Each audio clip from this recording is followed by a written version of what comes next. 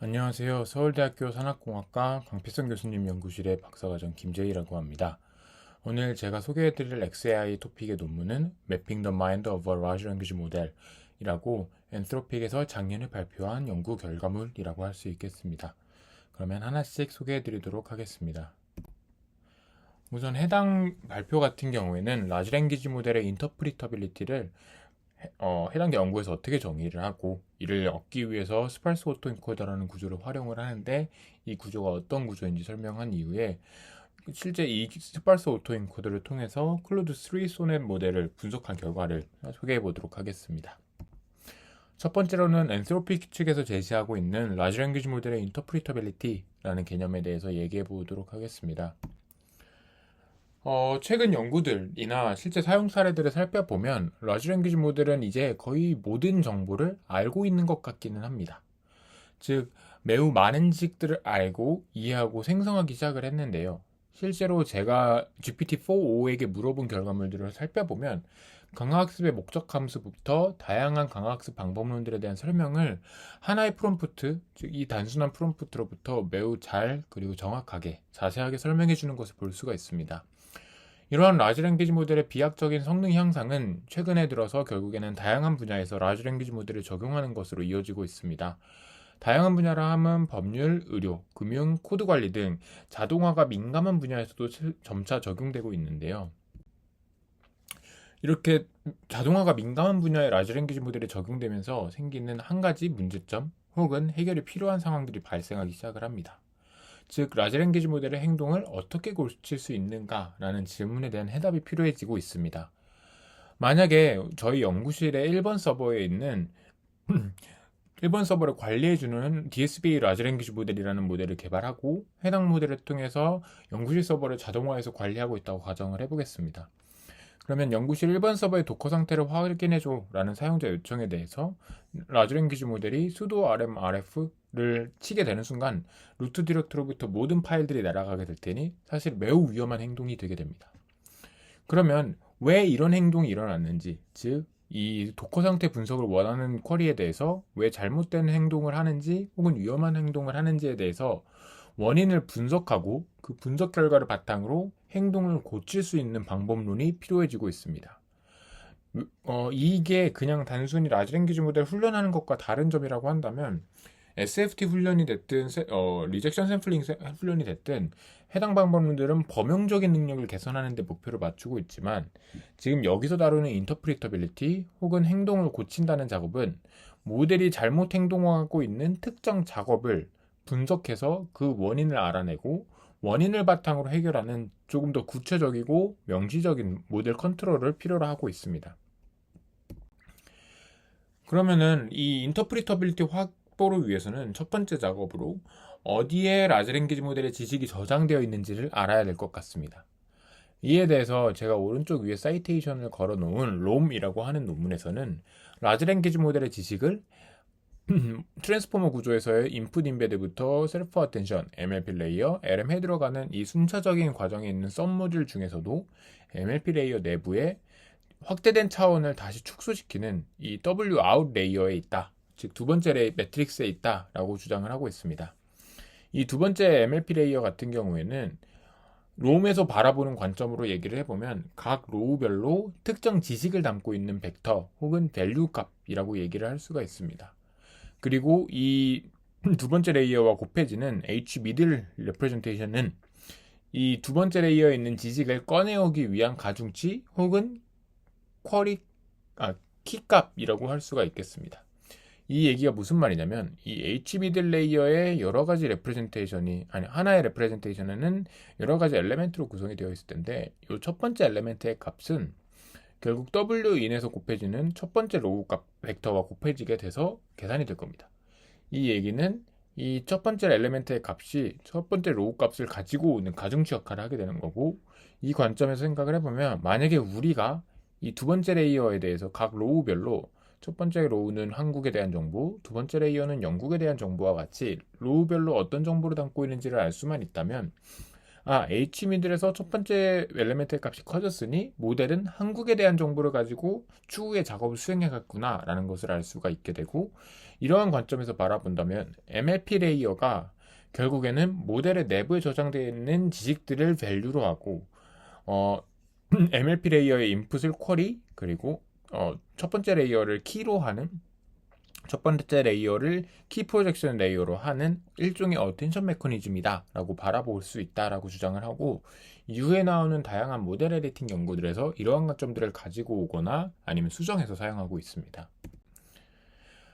네, 그러면 요거를 만약에 아까는 첫 번째가 한국이었었는데, 만약에 이 벡터 정보만, 즉 두 번째 레이어의 첫 번째 로우 벡터만 한국이라는 벡터에서 부산이라는 벡터로 바꾸게 되면, 손흥민 BTS 봉준호라고 했을 때 국밥 레츠코와 같이 부산과 관련된 정보를 생성하도록 우리는 모델을 수정할 수가 있게 되고, 요 얘기는 W1 레이어, W 아웃 레이어의 웨이트를 조정을 하기만 하면 지식 체계 자체를 아예 수정을 해볼 수 있다. 즉 모델의 행동을 직접적으로 고칠 수 있다는 얘기가 됩니다.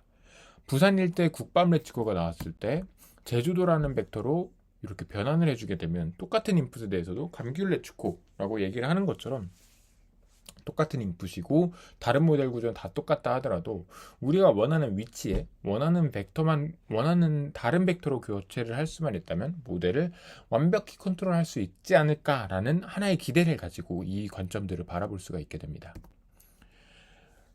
그래서 롬은 결국에 모델 내부 파라미터를 수정해서 지식과 관련된 레프레젠테이션을 수정할 수 있다라고 얘기를 하니까, 결국 우리가 원하는 건 이러한 손흥민 BTS 봉준호라는 인풋 텍스트가 들어올 때 김제일 레츠고, 국밥 레츠고, 감귤 레츠고와 같이 다양한 방식으로 원하는 행동을 생성해내도록 만들고 싶습니다. 그러면은 이 W 아웃 벡터 매트릭스에 있는 각각의 로우 벡터들이 어떤 정보를 가지고 있는지를 알아야 되고, 그러면은 이 모델이 가지고 있는 정보를 분해해서 살펴볼 수 있는 방식이 하나가 필요할 거고요. 이 방식을 통해서 모델을 수정할 수 있는 방법론이 필요해지게 됩니다. 다시 얘기를 하면 라지 랭귀지 모델에 있는 정보들이 어디에 어떤 정보가 저장되는지를 분석해 볼 수 있는 방법론이 첫 번째로 필요하고, 두 번째로는 그 방법론으로 바탕으로 분석된 내용에 대해서 직접적으로 모델을 수정할 수 있는 방법론이 필요해지게 됩니다. 엔트로픽에서는 이에 대해서 스팔스 오토 인코더를 통해서 해결할 수 있다고 작년에 주장을 해왔고, 올해는 이러한 관점들이 계속 이어지거나 스팔스 오토 인코더가 정말로 효과가 있는지에 대한 연구들을 지속적으로 수행하고 있는 것으로 보입니다. 네, 그럼 이 스팔스 오토 인코더라는 모델 구조가 도대체 어떻게 되는지 한번 살펴보도록 하겠습니다. 모델 구조를 살펴보자면 스팔스 오토 인코더 구조는 사실 기본적인 오토 인코더 구조에서 크게 다르지는 않습니다. 입력으로는 MLP 레이어의 아웃풋 레프레젠테이션이 들어가게 되고, 오토 인코더 구조이기 때문에 타겟값 역시도 입력 레이어에서 입력으로 들어왔던 레프레젠테이션을 그대로 복원하기를 원하고 있습니다. 그러면은 다른 점이라고 한다면, 첫 번째로는 이 디코더 인코더가 뒤집혀져 있는데요. 현재 스팔스 오토 인코더 구조에서는 그 이유가 입력 레이어의 정보를 확대시켜서 히든 레프레젠테이션을 만들게 되는데, 이때 확대되는 정도가 매우 극단적입니다. 원래 모델의 레프레젠테이션 크기에 256배까지 매우 넓게 퍼뜨리는 방식을 취하고 있고, 이렇게 넓게 퍼뜨렸다가 다시 오므려서 원본 레프레젠테이션을 복원하도록 만드는 작업은 결국에 인풋 레프레젠테이션에 많이 복잡하게 얽혀져 있는 여러 가지 정보들을 분해해서, 영어로 하면 디센탱글해서 각각의 정보들을 쪼개서 나타냈다가 다시 그걸 합쳐서, 즉 정보들을 다시 인코딩해서 다시 인탱글된 정보를 만들고 싶어하는 구조가 스팔스 오토 인코더입니다. 그러면 이 스팔스 오토 인코더 구조를 앞서서 얘기한 MLP 레이어의 관점에서 생각을 해보면, 입력 벡터의 정보는 매우 복잡한 정보로 되어 있을 거고, 이 입력 벡터의 정보를 다시 첫 번째 엘리멘트가 우리가 꺼내오고 싶은 첫 번째 정보에 해당하는 가중치라고 생각을 해볼 수가 있습니다. 그럼 요거를 수정하는 작업을 하게 될 텐데요. 어쨌든 여기까지 얘기를 해보면, 원래 LLM 구조는 토큰이 들어오면 인베딩을 시키고 멀티헤드 어텐션을 취하고 MLP를 취하고 LMA들을 통과해서 로직 값을 산출하지만, 이 스팔스 오토 인코더 구조를 사용을 하면 MLP를 통과한 값을 이 액티베이션 값이라고 할 때 액티베이션 값을 스팔스 오토인코더에 넣어서 피처를 13만 개의 벡터로 분해를 13만 개의 차원의 벡터로 분해를 하고 이를 다시 액티베이션 값으로 복원하는 작업을 수행한다 라고 얘기할 수 있겠습니다. 네, 그래서 이렇게 하게 되면 가지는 의미라고 한다면 기존의 MLP 레이어를 앞서 살펴본 것이 있다면 지금은 스팔스 오토인코더 구조를 살펴보도록 하겠습니다. 스팔스 오토인코더 구조를 살펴보면 입력으로 들어온 벡터를 W 디코더에 있는 웨이트를 이용해서 각각의 컬럼 벡터들이 어떤 정보를 담고 있는지에 대한 피처라고 얘기를 해볼 수가 있고요. 그러면은 이 Hin과 각각의 피처들이 곱해지게 되면 이 Hin에는 어떤 피처가 얼만큼 담겨져 있네를 유사도 관점으로 살펴볼 수가 있기 때문에 이 H미들, 즉 아웃풋에 해당하는 H미들 정보는 원래 히든 레프레젠테이션은 한국이라는 정보가 이만큼 담겨 있어요 라는 것을 해석할 수 있게 됩니다. 이를 통해서 H미들은 원본 레프레젠테이션의 정보를 분리해냈을 때 특징들의 이 피처들의 가중치 벡터라고 표현을 할 수 있고 스팔스 오토인코더는 결국에 입력 텍스트의 혼재된 특징들을 분리하고 라지 랭귀지 모델의 사전 학습 시에 획득한 다양한 피처들을 분해한 리프레젠테이션을 획득할 수 있게 됩니다. 여기서 리프레젠테이션이 결국 이 디코더 레이어에 있는 매트릭스다 라고 얘기할 수 있습니다. 학습 같은 경우에는 학습 데이터는 코퍼스를 이용해서 특정 레이어의 MLP 아웃풋 레프레젠테이션을 33밀리언 개를 확보를 했었고요. 이 해당 레프레젠테이션을 이용해서 학습을 진행을 해서 스팔스 오토 인코더를 훈련시켰다라고 얘기하고 있습니다. 로스턴 같은 경우에 살펴보면 원래 오토 인코더 구조니까 당연히 가져야 되는 복원 성능을 L2놈으로 측정을 하고 있고 두 번째 턴 같은 경우에는 첫 번째 요 FIX라고 하는 것이 H 미들에 해당하는 즉 원본 레프레젠테이션 내에 있는 각 특징들의 가중치 벡터 그리고 W 디코더 같은 경우에는 각 특징 레프레젠테이션의 L2놈이 되게 됩니다. 그럼 요거에 대한 제약을 가한다는 이 두 번째 텀이 가지는 의미는 H 미들의 자체를 스팔스하게 만들고 W 디코더의 웨이트들이 비슷한 수준의 놈을 가지도록 강제를 합니다. 즉 이 얘기는 우리가 어떤 레프레젠테이션을 넣었을 때 이 H 미들은 1 또는 0의 값을 가지는 벡터가 될 텐데 1의 개수를 매우 제한을 시키게 되고 또한 W 디코더에 있는 피처 벡터들의 크기를 비슷한 수준으로 유지를 해서 최대한 정보를 잘게 그리고 정보를 균일하게 분해하고 싶어하는 상황입니다. 그래서 이런 레귤러라이제이션 텀을 썼다라고 서술을 하고 있었고요. 그러면 학습된 모델을 가지고 와서 살펴보게 되면 다양한 정보들이 혼재되어 있는 원래 인풋 레프레젠테이션으로부터 각 특징을 대표하는 피처 레프레젠테이션 벡터를 확보할 수 있고 이에 대해서 렐루를 통과한 H미들 벡터는 이 원본 임베딩에 한국과 경상도 그리고 충청도에 대한 정보가 이만큼 들어있구나 라는 걸 알 수가 있게 됩니다. 그러면 학습된 모델은 원본 레프레젠테이션의 65% 수준의 설명력을 지니게 되었다라고 논문에서 설명은 하는데 이게 어떻게 측정된 것인지에 대한 자세한 내용은 없어서 통계학에서 얘기하는 설명력을 얘기하는 것인지는 확인을 할 수가 없었고요. 이 외에도 관련된 조그마한 실험 결과들을 살펴보면 평균적으로 문장 내에 한 토큰당 300개의 피처가 액티베이트 됐다라고 얘기를 하고 있고요.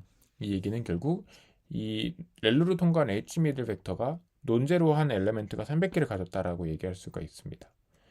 또한 1000만 개의 토큰에 대해서 추론을 해봤더니 최대 2%의 피처들이 활성화된 적이 없기 때문에 학습을 시켰음에도 아무런 정보를 담고 있지 않은 피처들이 2% 정도는 존재를 했다. 이 피처들을 데드 피처라고 명명하고 있습니다. 그러면 이 다음에는 이렇게 학습된 스팔스 오토인코더를 통해서 클로드 3의 소넷을 분석해본 결과를 살펴보도록 하겠습니다. 스팔스 오토인코더의 활용 방법론을 매우 나이브하게 살펴보면 매우 큰 코퍼스에 대해서 라지 랭귀지 모델의 레프레젠테이션을 확보를 하고 이를 스팔스 오토인코더를 통해서 각각의 레프레젠테이션이 어떤 정보들을 담고 있는지 분해를 해볼 수가 있습니다. 그러면은 이 각 문장별로 레프레젠테이션들이 뽑혔을 텐데 이거를 우리가 학습된 스팔스 오토인코더의 디코더 레이어에 있는 피처 벡터들과 유사도를 비교를 해서 한국이라는 피처 벡터가 어떤 문장의 레프레젠테이션이랑 가까운지 탑케이크를 분석해보면 결국에는 이 벡터와 가장 가까운 문서들을 봤더니 한국이라는 정보를 공통되게 담고 있다는 걸 알 수가 있고 이를 통해서 첫 번째 피처 벡터는 한국에 대한 정보구나 라는 것을 알 수가 있게 됩니다. 그럼 이렇게 모든 피처들에 대해서 이름을 붙여놓을 수 있다면 이 피처 벡터들과 각 문장의 각 토큰별 피처들의 유사도를 확인을 해보면 이 토큰을 처리할 때는 어떤 정보들을 주로 활용을 했겠구나라는 것들을 간접적으로 알 수가 있게 됩니다.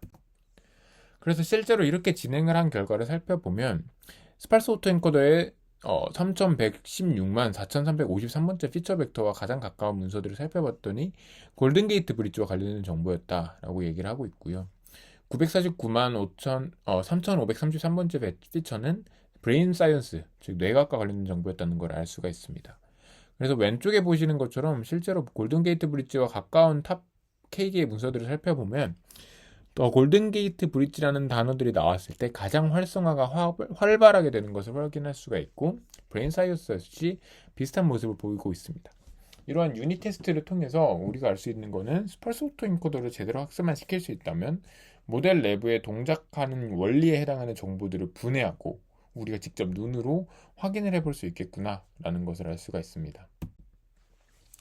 그러면 정말로 이게 인터프리터빌리티 한지를 검증하기 위해서 엔트로픽 측에서는 두 가지 특성을 정의하고 검증을 합니다. 스팔스 오토엔코더를 이용하는 인터프리터빌리티는 첫 번째로는 스페시피시티를 가지고 있어야 된다 얘기하는데요. 스페시피시티는 스팔스 오토엔코더를 통해서 발견된 피처가 실제로 문장 내에 존재하는 정보여야 한다라는 얘기입니다. 즉 우리가 분석해놓은 이 피처 벡터들을 가지고 한국 피처 벡터를 가지고 리트리브한 탑 K개의 문서들을 봤더니 한국에 대한 정보가 담겨있는 두 가지 문서가 이렇게 문장이 나오면 스페시피시티를 만족하는 것 같다라고 얘기할 수 있겠지만 만약에 일본에 대한 정보를 담고 있는 문장을 가지고 왔다면 이거는 스페시피시티가 없다. 즉 이 피처 벡터는 한국에 대한 정보를 담고 있다고 말하기 어렵다라고 결론이 지어질 겁니다. 두 번째로는 influence on behavior라고 해서 스팔스 오토엔코더를 통해서 피처를 조정을 하면 즉 모델을 에디트하면 모델의 행동이 이에 맞추어서 어코딩하게 변화해야 된다라고 얘기합니다. 즉 KTX를 타면 서울에서 부산까지 갈 수 있다라는 문장을 원래 생성하던 클로드 모델에 대해서 한국이라는 정보를 일본이라는 정보로 바꾸면 우리는 일본에 대해서 동일한 문맥을 가진 정보를 만들고 싶다라는 거니까 이렇게 픽스된 모델은 KTX를 타면 도쿄에서 오사카까지 갈 수 있다와 같이 의미적 정보를 최대한 유지하면서도 한국의 정보를 빼고 일본이라는 정보를 추가한 문장을 생성할 수 있어야 된다라는 얘기라고 할 수 있습니다. 그래서 스페시피시티에 대한 검증은 특정 피처, 여기서는 골든 브릿지와 유사도를 기준으로 문장들을 우선 정렬을 시키고요. 그러면 유사한 문장들이 있을 때 유사한 문장들을 LLM에게 물어봐서 각각의 문장들이 골든 브릿지라는 이 피처의 이름과 관련된 주제를 다루고 있는지 리커트 척도로 평가를 시킵니다. 그래서 액티베이션 레벨이라고 여기에 X축에 표시가 되어 있는 거는 최대 액티브된 문장 대비 액티브된 비율을 얘기합니다. 즉 최대한 가장 많은 토큰들이 액티브됐던 혹은 액티브된 레벨이 가장 높은 문장의 값을 맥스로 두고 그거에 비해서 각각의 문장들이 얼마나 액티브됐는지를 나열을 한 건데요. 결국 오른쪽으로 갈수록 더 해당 피처와 관련성이 높았던 문장들이라고 할 수 있습니다. 보시게 되면 액티브된 비율이 낮은 이쪽의 문장들은 사실 골든게이트 브릿지랑은 관련이 없고 일반적인 다리 정보들과 관련이 있는 문장들 혹은 사진들인 것을 확인해 볼 수가 있고 실제로 라지 랭귀지 모델 여기서는 클로드 소넷을 썼는데 클로드 소넷에서도 대부분의 문장들이 irrelevant하다거나 아니면 only vaguely related라고 얘기를 하는 것을 확인할 수가 있고 반대로 관련성이 높은 문장들은 실제로 골든게이트 브릿지와 관련된 문서들이기도 하고 모델이 검사를 해보았을 때도 대부분 매우 골든게이트 브릿지랑 관련성이 높은 문서들이었다라고 얘기를 하고 있습니다. 이를 통해서 스페시피시티를 어쩌면 만족할지도 모른다라는 얘기가 할 수 있게 되고요. 이는 골든게이트 브릿지뿐만이 아니라 파퓰러 투어리스트 어트랙션스나 브레인 사이언스와 관련된 피처에서도 동일한 경향성을 나타내고 있고 이를 통해서 이런 몇 가지 케이스 스터디를 통해서 스팔스 오토엔코더가 라지 랭귀지 모델의 해석 방법론으로서 스페시피시티를 가지고 있다라고 주장을 하고자 하는 것이 해당 논문의 요지였습니다. 이런 거는 사실 더 재밌는 결과들이 있는데요. 만약에 다국어 코퍼스에 대해서도 이런 스페시피시티가 유지되는지를 살펴봤더니 모델이 다국어를 이해하고 생성할 수 있는 건 알려져 있었지만 골든 게이트 브릿지라는 정보에 대해서도 언어와 관계없이 골든 게이트 브릿지, 즉 금문교와 관련된 정보 토큰들에서 매우 활성화가 잘 되는 것들을 확인할 수 있었고, 이는 제가 오른쪽 위에 걸어놓은 이 랭귀지 스페시픽 뉴런스와 같은 기존의 다국어 LLM 분석 논문의 결과들과도 일치하는 내용이 있는 결과였습니다. 즉 라지 랭귀지 모델의 언어와 개념이 분리되어 존재하고, 우리가 분석하고 싶은 이 골든 게이트 브릿지라는 피처가 언어에 해당하는 게 아니라 개념에 해당하는, 컨셉에 해당하는 피처이기 때문에 이런 식으로 확인을 해볼 수 있지 않나 라고 생각을 할 수 있을 것 같습니다. 두 번째로 검증하고 싶었던 인터프리터빌리티의 특징이 인플루언스 온 비헤이비어라고 설명을 드렸었는데요. 인플루언스 온 비헤이비어를 검증하기 위해서 모델 에디팅을 하는 방식은 원래는 손흥민 BTS 봉준호라는 입력을 넣으면 김재일 애축거라는 문장을 만들던 모델에게 대해서 스팔스 오토인코더를 MLP 뒤에 붙여서요. 원래는 한국에 대한 정보가 가장 활성화가 됐고, 이를 통해서 W 인코더에 있는 한국어 정보를 써서 모델이 이 스팔스 오토인코더가 히든 레프레젠테이션을 복원하는 작업을 했을 겁니다. 그럼 이번에는 우리가 하고 싶은 건 한국이 아니라 제주도에 대한 정보를 넣고 싶다라고 하면 제주도의 이 피처 레벨을 매우 높이게 됩니다. 보통 5에서 10 사이의 값을 높였다고 하는데요. 높이게 되면 이제 이번에는 히든 리프레젠테이션이 복원이 될 때 한국에 대한 정보가 아니라 제주도에 대한 정보를 많이 가지고 와서 복원이 된 히든 리프레젠테이션을 만들게 될 겁니다. 이렇게 만들어진 거를 H 틸드 아웃이라고 이름을 붙일 텐데요. 그러면은 우선 에러 텀을 구합니다. 인풋으로 들어왔던 MLP의 아웃풋 레프레젠테이션과 복원된 히든 레프레젠테이션 간의 차이를 구하게 되면 이 에러에 해당하는 레프레젠테이션은 본래 모델의 레프레젠테이션 중에 우리가 수정하고 싶은 정보와 무관한 부분이기 때문에 유지해야 되는 정보들이라고 할 수 있고, 이 정보에다가 우리가 수정한 정보, 즉 제주도에 대해서 매우 강한 정보를 주입한 H 틸드 레프레젠테이션을 더하면 본래 문장의 정보 중에서 한국어 관련된 정보를 빼고 제주도에 대한 정보를 증폭시킨 레프레젠테이션을 얻어서 모델에 주입을 할 수가 있게 됩니다. 그러면 이렇게 하게 되면 이건 사실 기존의 피처 스티어링 분야에서 활용되던 방식입니다. 이렇게 피처 스티어링을 이런 방식으로 수행을 하게 되면은 행동을 원하는 방식으로 수정할 수 있다고 기대를 할 수가 있고, 이 얘기는 한국에 대한 피처 벡터를 제주도에 대한 피처 벡터로 교환을 함으로써 한국어로 생성을 하던 문장을 제주도에 대해서 생성을 하도록 우리가 LLM 인터프리터빌리티에서의 인플루언스 온 비헤이비어라는 요건을 만족할 수 있겠다라는 것을 알 수가 있고, 이 얘기는 스팔스 오토인코더를 통해서 라지 랭귀지 모델의 위험 행동을 탐지를 하는 작업을 앞서 보여서 확인을 했었고, 그 원인을 이 인플루언스 온 비헤이비어의 작업을 통해서 직접 수정할 수 있겠구나라는 것을 알 수가 있게 됩니다. 그래서 결과들이 매우 많은데 몇 가지 대표적인 것만 사용을 해보면, 피처 스티어링을 하게 되면 논리적이지 않은 문장도 생성을 해버릴 수 있다라고 얘기를 합니다. 가장 대표적인 예시로 많이들 나왔던 얘기가 What is your physical form? 이라고 해서 라지 랭귀지 모델에게 너 어떤 물리적인 실체를 가지고 있니? 라고 물어봤을 때 원래는 나 피지컬 폼 없는 애야, 그냥 온라인에 존재하는 애야 라고 얘기를 했지만, 골든게이트 브릿지 피처를 강화를 시키면 나 골든게이트 브릿지야 라고 하면서 논리적이지 않은 문장들을 생성을 하게 만들 수도 있고요. 가장 좋아하는 연구 분야가 뭐냐라고 물어봤을 때 피직스라고 단순하게 답변하던 것을 브레인 사이언스를 10배 강화시킨 리프레젠테이션을 삽입을 했더니 난 브레인 사이언스를 좋아하고 그게 어떤 특징들이 있는 것 같아라고 하면서 브레인 사이언스와 관련된 여러 가지 개념들을 알아서 잘 꺼내와서 생성을 하는 모습을 알 수가 있게 됩니다. 그러면 스팔스 오토인코더를 활용하는 가능성은 결국에 해당 연구의 목표가 라지 랭귀지 모델의 인터프리터빌리티를 확보할 수 있는 툴, 여기서는 스팔스 오토인코더가 될 텐데요. 그 툴을 이용을 해서 라지 랭귀지 모델의 위험한 행동을 제어하는 것에 있습니다. 이 얘기는 이 입력을 넣었을 때 이 아웃풋이 나오던데 이게 어떤 피처와 관련이 있는지를 분석을 해보고요. 분석을 해봤더니 이 피처가 문제인 것 같네? 그럼 그거를 정상으로 돌릴 수 있는 피처도 우리가 알고 있으니 그 피처로 대체를 해서 고쳐보자라는 피처 랭귀지 모델을 스티어링을 해볼 수가 있고요.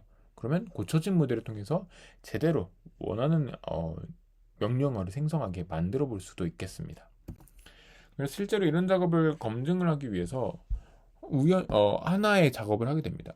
요 101만 3764번째 피처를 가지고 와서 분석을 해봤더니 파이썬 코드에서의 오타가 나는 요 라이트가 HGT로 오타가 나 있는데요.